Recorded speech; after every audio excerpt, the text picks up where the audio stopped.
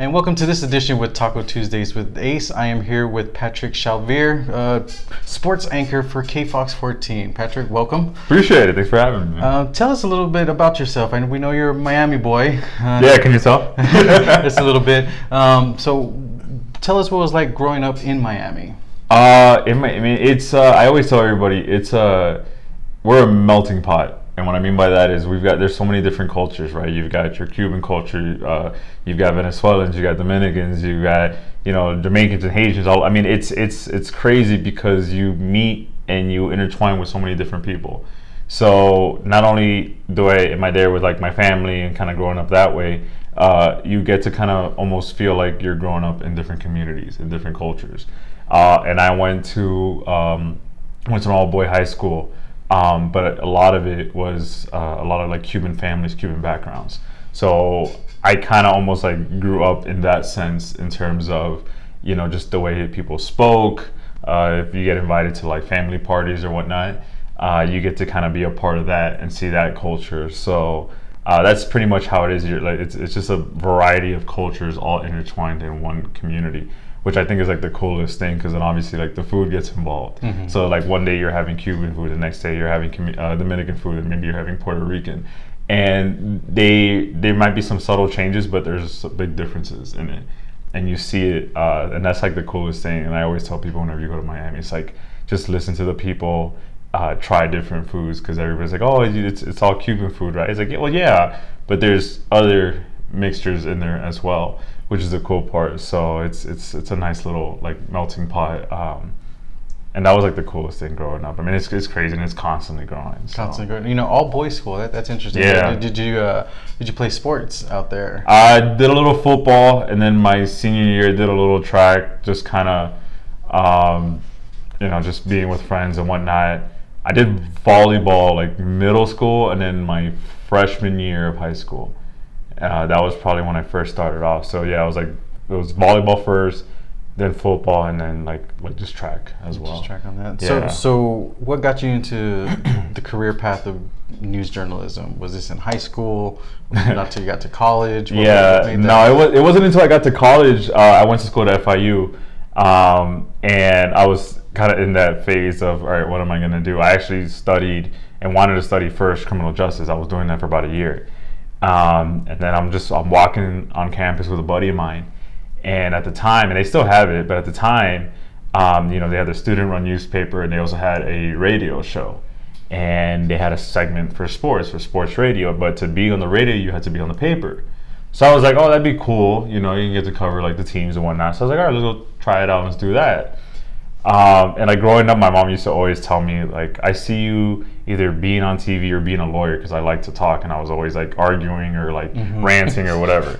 So I was like, all right, like let's try it out.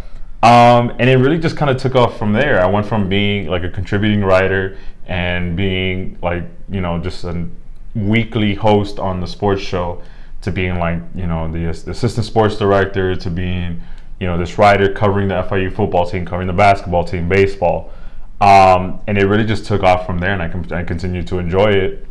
And while I was in school doing that, I got a job as a producer for the Fox affiliate in Miami, who at the time, and I think they still are like the #1 station in Miami and South Florida, both like through web and on TV.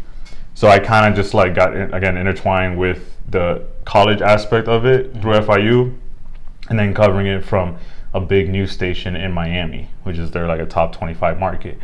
And it, like I said, it just kind of took off from there, and then meeting and hanging out with reporters and photographers, and I was just like, man, that's what I want to continue to do sports-wise. And I was doing that for 3 years.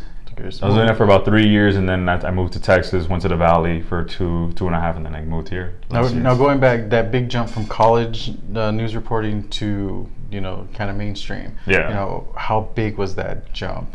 Was it faster, quicker? What big changes was that? Yeah, you definitely noticed the speed change, because like in college, I mean, you're doing a story. I mean, the paper runs like once a week. So deadlines are still there. But they're not daily, so you have a little more leeway. Plus, you got classes and stuff, so it's a little more different. But yeah, once you jump into the mainstream media of it all, you realize how fast everything is and how quick you need to be and how factual you need to be. Because a lot of times people want to be first with getting the news out, which is important, but you also need to be factual. So it's a lot. People think it's easy, but one little mistake can make the biggest difference. You know, so it kind of makes you really, it puts a different mindset of, okay, you need to make sure when you're getting this information, you're asking all the right questions, you're getting all the right stuff, because the second you click send online or you put it on TV, it's gone, it's there. You can't take that back. And then when you got to retract stuff, it's horrible. It's like the worst thing in the world.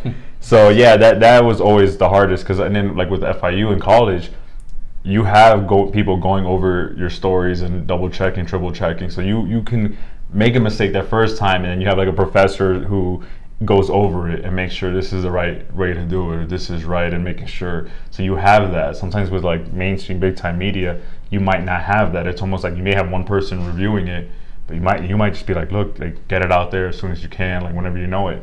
No security blanket at all. Yeah, no. So yeah, a lot of times there isn't, especially if it's like breaking news. There's really no, like, if you're gonna commit to something, you're gonna report this, make sure you're right, because especially, I mean, nowadays, trolls or whatever you want to call them, they'll come at you whatever story it is. So it was definitely a big jump, but it was a learning experience for sure. What was the coolest thing you saw while working in Miami? Was it sports? Was it just something just out of the ordinary? I mean, the coolest thing for me was the fact that, so when I was at FIU, I covered, like I said, the football team, which was cool. I started there. My first year was T.Y. Hilton's last year at FIU, and now he's like balling with the Colts. So that was always cool. But when I started working with Channel 7, the Fox affiliate in Miami, I was going to Dolphins games. I was going to Hurricanes games, and I was like in the locker room pre-game and post-game. So that was like my first real experience in like the NFL or the NCAA, and getting a chance to like see these guys. Like, these are, Cameron Wake, right? These are guys that, are the faces of an NFL football team. They're making millions of dollars.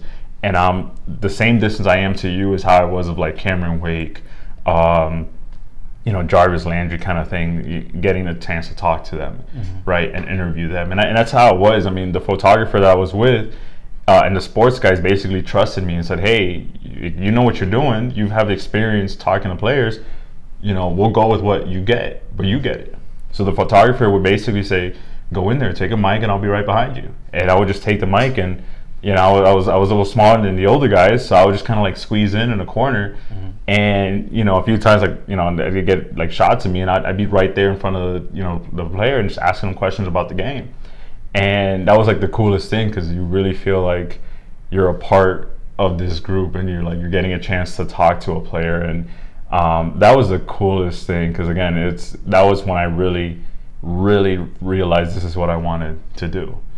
So that was like the coolest. I've got pictures that people took of me, like, again, with Cameron Wake and guys and Matt Moore, just kind of talking to them, and I'm like, yeah, that was fun. I want to do this. I want to do this. Now that big jump to go from Miami to Texas. Yeah. Tell us about that. Were you nervous? A little scared? It's probably the first time you left home, right? Yeah. It's to tell us about that journey. It wasn't scary, nervous, because when I moved to Texas, I went straight to the Valley, Harlingen, South Texas, and I didn't know anybody. I hadn't even actually gone to the city. I did a phone interview with the news director there at the time, and he saw my reel, and we spoke, and that was it. And the next thing I know, they're like, all right, we're gonna send you an offer, and if you agree with it, we sign off on it, and you move in a few weeks.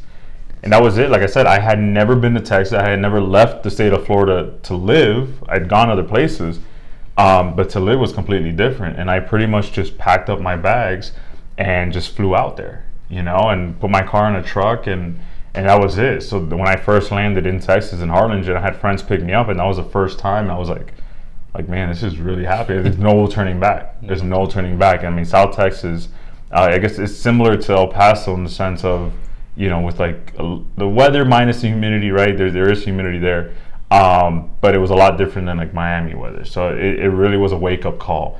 And that was the first few weeks or so was like the hardest, because again, you don't know anybody, you're learning the area, you're brand new to just everything, But it's been great, man. Now, going from the Miami market, like you said, you had the Dolphins, you had the Hurricanes, to coming to Rio Grande Valley.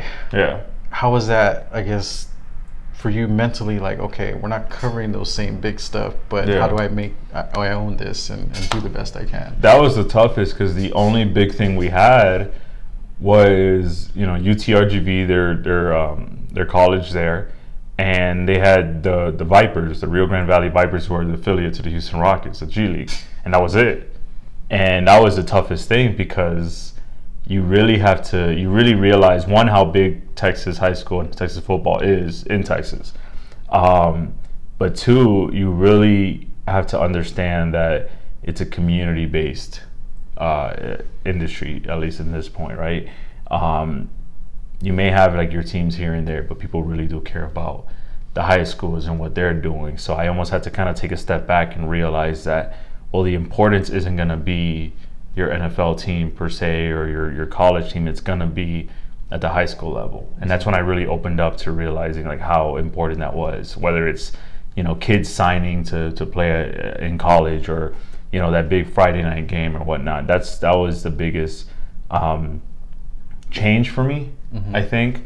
But it was awesome though. I mean, there were times where there's a city called Los Fresnos, and like some schools here know the area, right? Montwood plays them. They played them this year, and that city shuts down on Fridays when they host and they have a football game. They shut down. I mean, businesses will close early, signs up. We're at the football game, and not every city does that because they are a little bigger than others. But that one in particular, I always remember because that was the first one for me, because I went to go cover a Friday night game there. And as I'm driving to go to the stadium, to go to school, I'm stopping and I'm like, where can I get something to eat? And I got there a little late and they had already closed. They closed like 2 hours before kickoff. I was like, man, but it was so cool at the same time. Yeah. Because in Miami, it's not like that. Miami, I mean, if a high school is playing, like, that's cool. People will go, but it's not. Miami's still 24/7. Yeah, it's 24/7 with all the teams and all the nightlife and whatnot, especially on a Friday night. Yeah, but that was like the coolest thing. And even here, people really, commit to like the schools, and it becomes like this big thing. So it's actually pretty cool. So how long were you in the Rio Grande Valley? I was there about 2.5 years. Yeah, so from late 2015 till mid last year, July of last year. So how did the opportunity come up to come to the Sun City? Kind of the same thing. So in this industry, you have your resume, but your resume is really a video reel. You put together little clips of the work you've done, in studio, outside, at games, whatnot. And with our company, there's essentially a portal that we have that you put it in, and news directors can go and look at it and whatnot. And the news director, not for the station here, for KFOX here, but like corporate, which is like the news director for the news director here, I know him on a personal level. And I told him, I was like, look, this is what I'm trying to do. Originally, which is actually kind of funny, I actually wanted to go, and I was on my way, hopefully, to go to San Antonio. I was already in contact with them, being a reporter for them in San Antonio, sports reporter. And as that was kind of going along, the news director, the corporate one, calls me. He's like, hey, I know you're looking into San Antonio, and that's great, but El Paso wants to bring a sports anchor. They have a station that hasn't had sports in like over 10 years, and they're trying to start that up again. Why don't you give that a look? And at first I was reluctant. I was like, I don't want to go to El Paso. I didn't really want to go from one border town to another. Like, I wanted to make that move up. I had already been doing this for like a while. I was like, I think I'm ready to at least make that reporter step to a bigger market. And I was like, all right, I'll give it a shot. So I do some interviews. They fly me down here. And I think what really sold me was the fact that they were like, you're going to be the face of KFOX Sports. Like, it hasn't been on here for so long. And that's what we're missing. That's what viewers are saying we want to see, because we're missing that. And that pretty much sold me. I was like, all right, I can go to San Antonio, big market, more expensive, and just be kind of like a reporter, like another reporter. Or I can get the opportunity to go as a sports anchor in El Paso, good market. They still have, their college teams and, pro teams that they kind of follow, and start something that hasn't been around in so long.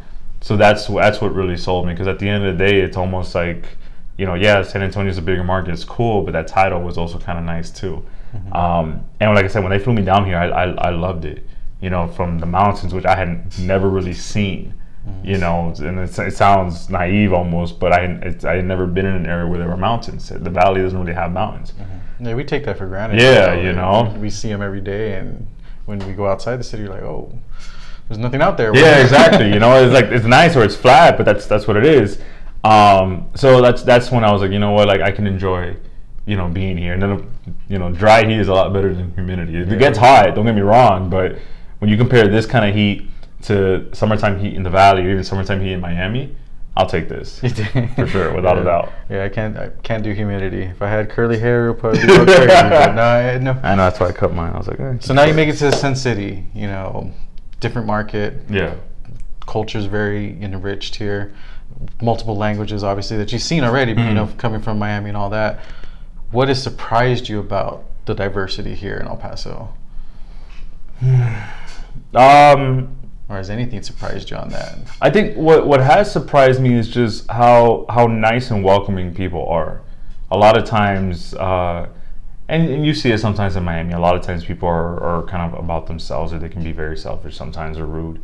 I've never really experienced that here. A lot of people have been, you know, very nice, very welcoming. If I do run into people who either on the job or when I'm off, and people like, you know, say what's up or whatever, and they know me from my job, it's really cool because they're very nice, they're very welcoming. And I think that's something that really surprised me because I was never used to that. I was always used to, you know, all right, well, if you give somebody a bad look, you know, there's gonna be problems, or, you know, here I've never gone out and had like an issue with somebody. You know, people seem to be very nice and very welcoming and very supportive of each other. So I think that's the coolest thing. And then obviously, I mean, the Mexican culture in the valley is similar to how it is here, so that was cool, and to continue seeing that. And I'm still learning just, you know, the culture in terms of just the way, you know, what people do maybe on holidays or like the food especially. So it's very cool. I'm very open to it. I'm very open to learning different cultures and meeting different people and things like that. And then it's funny because a lot of times when I do meet different people, my Spanish might come out here and there, and then a lot of people say, "Oh, you have an accent." I'm like, "No, I don't. Like, what accent do I have?" Like, "Oh, you speak Spanish differently." I'm like, "I guess I don't like that's that." You're from Florida, you know. I'm like, I guess. I mean, to me, it's how I grew up learning Spanish, you know. But I hear it from other people, and I'm just like, okay, I get it, which is the coolest thing because it's like, all right, well, you know, we're communicating differently in different, you know, accents, but we understand each other. And it's always cool. Like from time to time, we'll go visit my girlfriend's grandma, and she only speaks Spanish, and I love speaking with her in Spanish because sometimes like she won't speak Spanish as much like with my girlfriend. So I'll mess around with her, I'll joke with her in Spanish, and we'll have full-on conversation. My girlfriend's just kind of looking at me. I'm like, yeah, she loves me. Yeah, your grandma loves me. You're like, I'm the favorite. So I joke around with her all the time, and I tell her that. But it's just so cool, and like, you know, she'll tell me stories. Like last time I saw her, she's telling me stories from when she would go down to Mexico, and you know, her and different family members or friends would just, you know, get on a bus and go to different places. And I'm like, you almost take that for granted if you see that on an everyday basis, but from the outside in, it's like, this is so cool. Like even if it's just 10-15 minutes, you're learning something that I probably won't ever get to experience. You know, she's telling me about how her friends would go out and spend the day out here, and we go shopping and eating over here, and I'm just learning about it. And like, I feel like I'm in Mexico through her, and to be able to do that in her tongue, in her dialect, is like the coolest thing. You know, because I feel like had I not learned Spanish in Miami, I wouldn't be able to share that experience with her. So I think that's like the coolest thing. And even when I talk to people like at UTEP games or something, and you get to hear about, oh, back in the day when I was at UTEP or when I played at UTEP, I'm like, it's funny when they say that, but it's cool, man. Especially you realize how important culture and history is down here for sure. No, El Paso's a different market. You know, I don't know how many high schools there are in Miami, I guess in that area that you'll cover, but here we got at least 32 high schools. Yeah. Did that catch you off guard? Like, okay, there's a lot of schools here. Not really, because I learned about it. I realized that when I was in the Valley. I realized that, again, you go from the pros to the high schools, and it kind of, you know, switches. It's like, all right, the importance of the high schools, not as much as the big time ones. So going into it, I knew that was going to be the case. And it was pretty much the same thing, like I said, in the Valley. You got, you know, 20, 30 something schools. And that was going to be the same. So I was already ready for that. I was prepared for that, and so that wasn't really a change for me. I mean, it's fun to, go to like a Division I game like UTEP or NMSU, or to be able to travel. When we went to Frisco for the Eastwood Plano game, getting a chance to kind of be in that environment, that's something different that not every high school gets to be a part of. So that was fun. But yeah, I knew right off the bat high school was going to be number one. So Thursday, Fridays are always the busier ones. If anything, down in the Valley, Saturdays they have some games as well. Oh, so really? It was Thursday, Friday, Saturday. So Thursday, Fridays here, I know that's high school football. Don't even do anything else that day. Don't schedule a concert don't schedule a concert. don't do a press meeting or anything, because that afternoon till the very end of the night, we're covering high school. We're covering there. Now going back on a little side note, food wise, you got 3 different areas. Right now, I know your hometown Miami, but where do you rate the 3? Miami food to, the Valley, and then the Sun City. Miami's first, without a doubt. All right. What makes that difference? The Cuban food. The Cuban. Yeah. Have you had Cuban food before? I haven't. That's why. I haven't. That's why. Have Cuban food. I heard of Cuban cigars, but I haven't had Cuban food. Yeah, no, Cuban cigars are good. Have the food before, and that'll change your life. So yeah, Cuban food for sure. So Miami's number 1. I gotta go El Paso 2, and then the Valley 3. The Valley, a lot of it was similar in terms of, it's not the big name restaurants that are the better ones. Sometimes it's the smaller mom and pop that from the outside, if you're not from the area, you think, oh, that's like run down. Why am I don't want to go in there. You don't know like what kind of restaurant is that, and you walk inside, it's like you feel like you're like in some grandmother family's kitchen. And I see a lot more of that here than I did in the Valley. Now I may have just not noticed it, but without a doubt, when I first came down here, I was like, all right, where are we eating? Right. They're just like throwing all these different places at me. But as much as I love the food here, and my body can attest to that, but Miami food, without a doubt, is number 1. I mean, when I go home, I know like where I'm going first. Before I even go home and see my dad, I'm got my stop and I'm picking up food to take it home. So without a doubt. Now, real quick, because Patrick hasn't experienced that much on the tacos, we got a couple choices here. Ooh. All right. We got some carne asada and some al pastor. All right. So Patrick, dig in on this one real quick, and we'll continue. Right. Let's dump in here. And John, we're gonna throw some lime on there. All right. Like I said, I hope they didn't get cold. It's all good. I said Taco Tuesdays with Ace. I love it. You know me, we gotta have some food in here. That's what sold me. You told me food, I was like, I'm there. There. Like, man, we need you to come by before work. I don't know, man. We're gonna have tacos. I'll be right there. Be right there. What time? Don't matter. I'm there. Tacos. Good stuff. All right. So coming from Miami, you got to experience the U. Yeah. For those that don't know, the Miami Hurricanes. Yeah. They've had their ups and downs, but they've had that winning tradition. What do you think the mindset here in the community is needed to help UTEP athletics, grow? Because obviously, I think Miami still had fan support, whether they're losing and especially when they're winning. In your opinion, what do you think is needed? What the city needs to do to help these kids? One, more than anything, patience. You got to understand that you can't. Rome wasn't built in a day, as cliche as that is. Everybody wants to be a winning team, and a lot of people saw that somewhat. A few years back, even maybe with like Aaron Jones, you felt, oh my God, this can be something big.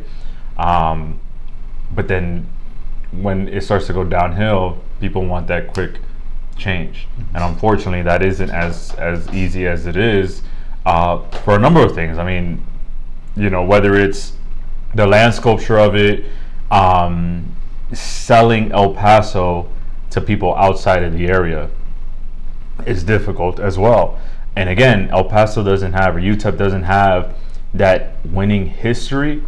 So it's almost like you have to really put something on the table to where a high school athlete or commit is going to come in and be like, you know what, I can build off this. And if it's somebody really good, they're getting looked at other schools. And it's not just the program, it's where that program is located and things like that. There's a lot of factors that go into it. UTEP can get there. Problem is, people want instant gratification. They want that quick result, and sometimes it doesn't happen. I mean, Miami didn't get good for years. I mean, there was a time when that program was basically, if you go on the newspaper, they were selling clippings for tickets. You go to Burger King, you buy a Whopper, and you get 2-3 tickets to a game. I mean, that's how bad. UTEP hasn't gotten to that point. So imagine getting a ticket for, Chick-fil-A. You go there, you get a sandwich, and then, oh, hey, here are 2 tickets to UTEP football games. Like, imagine that. Like, that's bad. I've seen it with the Marlins when they won a championship and then they get rid of everybody. I've seen it recently now where they got rid of everybody. I've seen it with the Heat where they won a title and then you start fresh. It's gonna happen. It's gonna be slow. I mean, if you think about it, where UTEP is this year compared to last year, it's a little bit of a growth. Where they were out there the year, it's slow. It's very, very slow, and it'll get there. But yeah, a lot of people want that. We need to win now, and if not, things need to change. The problem is, if you're constantly changing, whether it's coaches or whatever, you're not going to get anywhere. Mm-hmm. You know what I'm saying? So I think patience is the one thing that fans need to have, but they also need to be supportive, because as angry as fans are in Miami, we're still supportive. Like, I got friends and people at work telling me, how are you fans of the Miami Dolphins? They haven't won a game. They haven't won anything in so long. They haven't won a playoff game in like 8 years. How are you still a fan? I'm like, I'm still loyal to my team. I'm still supportive. I may be upset, but I'm like, you know what? I'm just trying to just stick with it. You have to do that. Like, I have tons of friends. Hey, why don't you be a Cowboys fan? No. Why don't you do that? Why don't you be a Patriots fan? Why don't you? No, don't do that. I'm like, no, I'm not gonna do that because I'm not gonna jump ship. That's like. And I see it like this, right? And I never really said it out loud, but I see it like this. Imagine you're with your significant other, right? And you guys get married, everything is fine. You have kids, beautiful kids, everything's great. Things get rough, right? Things get rough. Maybe the child goes through some hardships, money issues, whatever the case may be. Are you just gonna jump ship and leave? I mean, people go through tough times.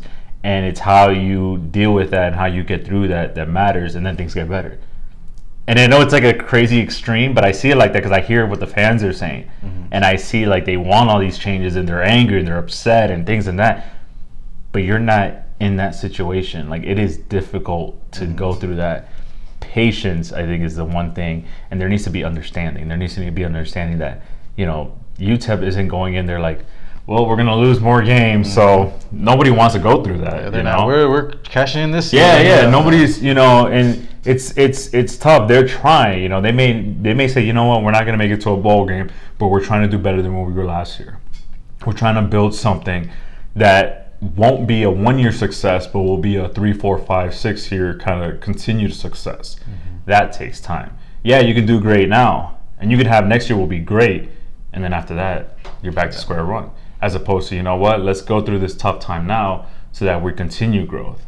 That's what you want. You don't want that little boom. And then, so trust the process, right? You got to trust the process as much as Philly and want them, and they've thrown that out. Definitely got to trust the process. Trust the process. Perfect. Patrick, like I said, thank you for joining. Appreciate it. Stay tuned for the next episode of Tacos Tuesdays with Ace, and comment below on who you want to see next. Myself, Ace Acosta. This is Patrick. Well, stay tuned.